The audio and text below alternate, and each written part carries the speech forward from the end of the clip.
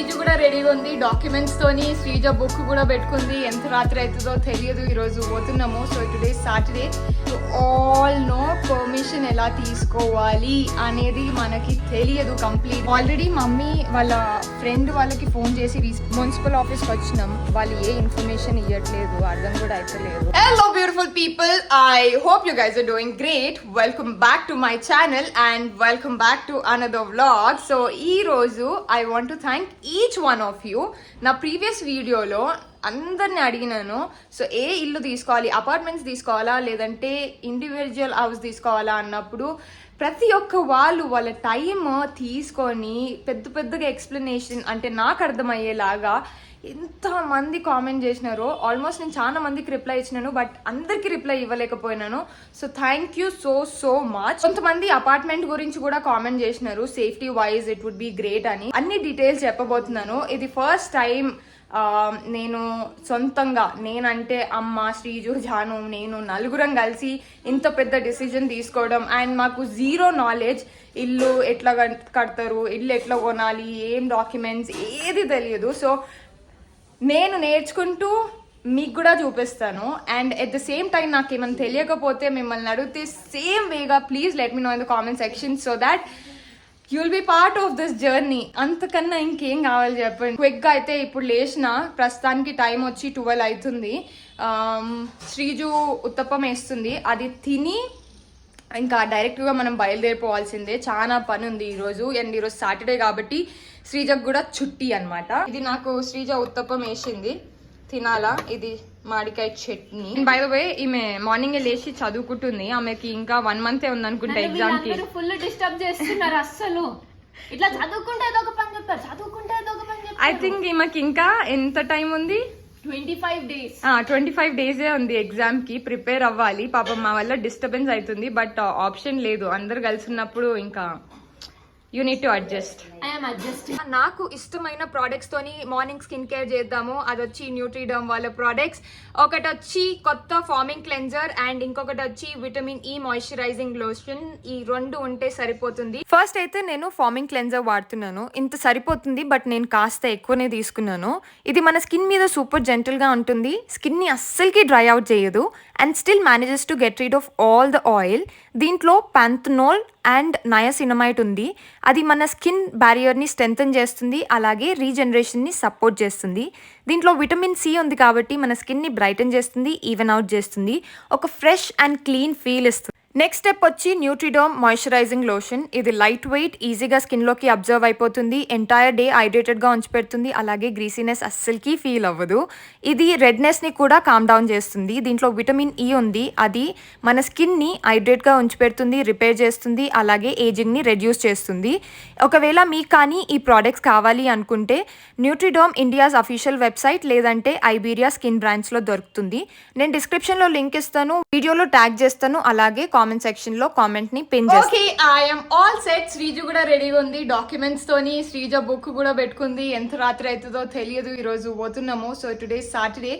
Main thing ఏంటిదంటే, first thing as you all know permission ఎలా తీసుకోవాలి అనేది మనకి తెలియదు కంప్లీట్గా. And I don't want to go with బ్రోకర్కి ఎక్స్ట్రా మనీ ఇచ్చి I want to save as much as possible so that నేను అది వేరే దాని మీద ఇన్వెస్ట్ చేయొచ్చు అని. సో పర్సనల్గా నేనే అన్ని డాక్యుమెంట్స్తో పాటు రిజిస్ట్రేషన్ ఆఫీస్ దగ్గరికి వెళ్తున్నాను. సో దట్ అక్కడ కొంచెం ఇన్ఫర్మేషన్ కలెక్ట్ చేసుకొని, ఇఫ్ నాట్ టుడే రేపైనా, అంటే ఐ మీన్స్ మండేనైనా చేయొచ్చు, బట్ అట్లీస్ట్ మనం ప్రాపర్గా ఇన్ఫర్మేషన్ కలెక్ట్ చేసుకొని డాక్యుమెంటేషన్ ఏమేమి కావాలి అవన్నీ తెలుసుకున్నాం అనుకో, it would be easier. Already mummy వాళ్ళ ఫ్రెండ్ వాళ్ళకి ఫోన్ చేసి రీసెంట్గానే వాళ్ళు ఇల్లు కట్టిండే అనమాట, కనుక్కుంది. బట్ స్టిల్ ఇప్పుడు మనకి అట్లీస్ట్ 1 hour పడుతుంది ఈజీగా పోనీకే.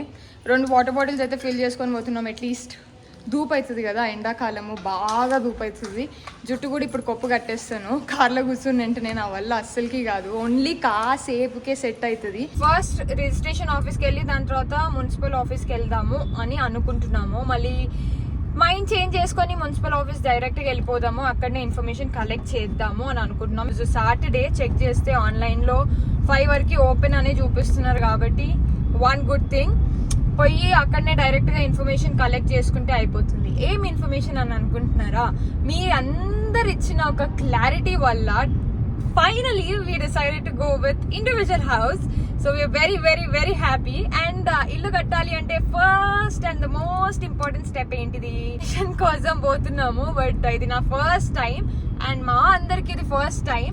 ప్రతి ఒక్కటి ఆలోచించి కనుక్కొని ఒక్కొక్క స్టెప్ వేస్తేనే బెటర్ అని we personally felt it. And I want to capture each and every single moment ఇల్లు అయ్యేదాకా. ఈరోజే అయిపోతే ఈరోజే అప్లై చేసేద్దాము.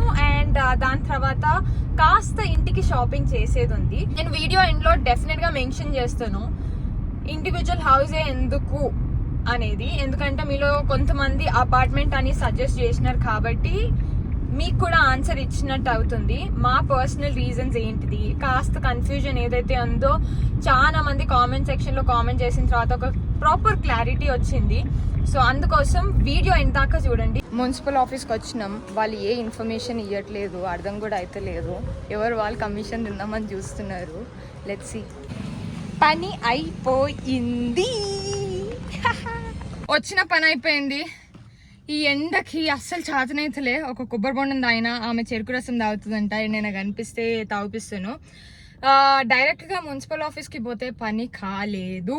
సో పక్కన వేరే పర్మిషన్ అప్లై చేసే వాళ్ళు ఉన్నారనమాట. అప్లై చేసి సబ్మిట్ చేసే వాళ్ళు ఉన్నారు. సో వాళ్ళ దగ్గర పని అయిపోయింది అండ్ తక్కువకి అయిపోయింది, టు బి వెరీ ఆనెస్ట్. డైరెక్ట్గా మున్సిపల్ ఆఫీస్లో వెళ్ళి అడిగితే డాక్యుమెంట్స్ ఏం కావాలి, ప్రాసెస్ ఏంటిది, అమౌంట్ ఎంత అవుతుంది అంటే ఒక్క వాళ్ళు కూడా ప్రాపర్ ఇన్ఫర్మేషన్ ఇవ్వలేదు.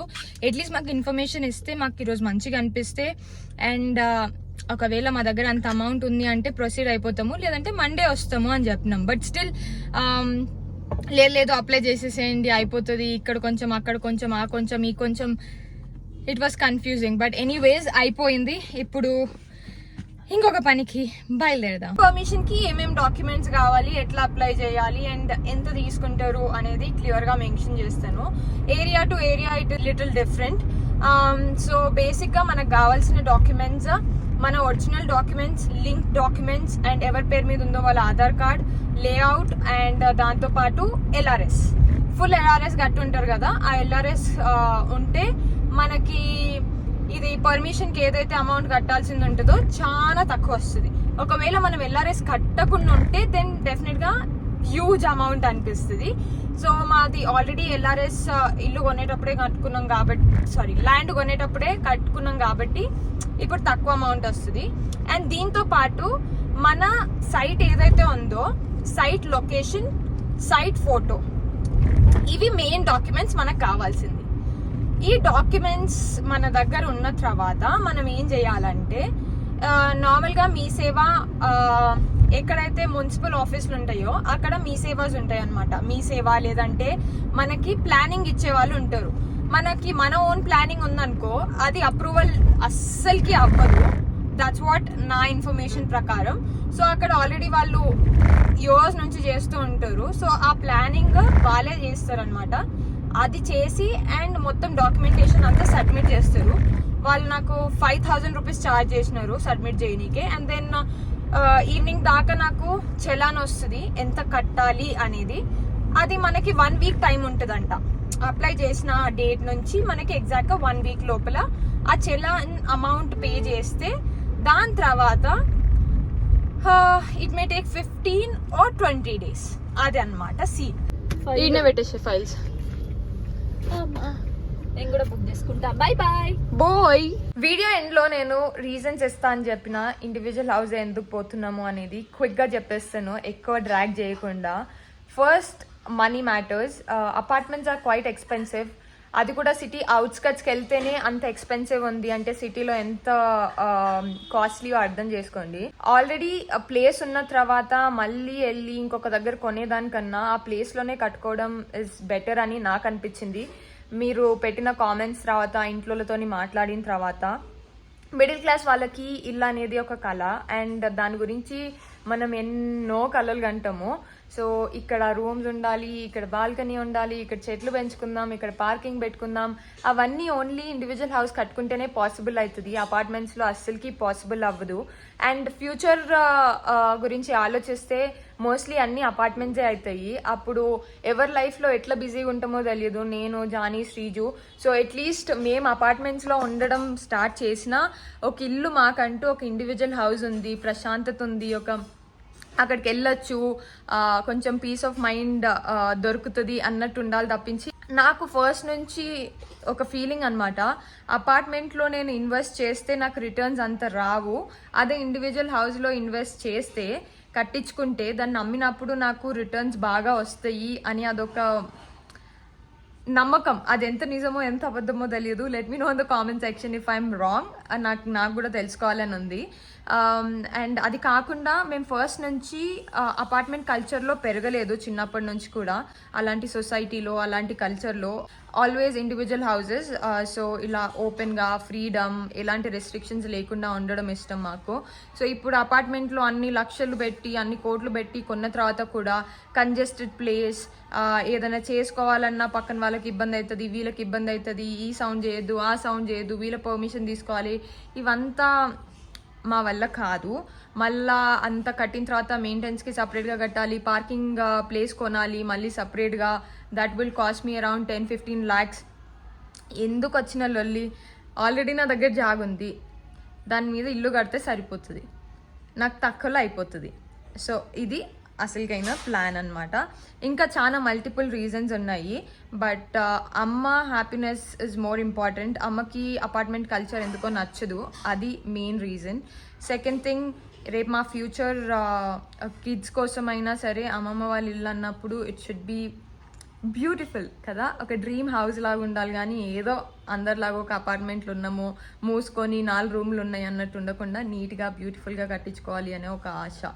So I hope you got your answer. See you guys in the next video. Till then, bye bye.